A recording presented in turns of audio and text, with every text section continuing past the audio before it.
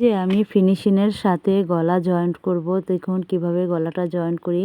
এভাবে আমি পট্টির সাথে এক সাইডে পিন দিয়ে আটকে নিলাম, তারপরে অপর সাইড থেকে সেলাইটাকে শুরু করলাম বক্রমের উপর দিয়ে, যাতে সেলাইটা নিচে না পড়ে, তাহলে ফিনিশিং সুন্দর হবে না। তো সাইডের যতটুকু বাড়তি কাপড় ছিল কাটিং করে এখন আমি মুড়িয়ে সেলাইটা দেব, যাতে কোনো ধরনের কাঁচা অংশ বের না হয়। এভাবে দেখে দেখে ধীরে সুস্থে আপনারা সেলাইটা করতে পারবেন, তাহলে সেলাই ফিনিশিং খুব সুন্দর হবে। ভিডিওটা যদি ভালো লাগে লাইক ও কমেন্ট শেয়ার করে দিবেন। আপনাদের লাইক কমেন্টের মাধ্যমে আমরা কাজে উৎসাহিত পাই, যাতে পরবর্তী ভিডিওগুলো দিতে পারি।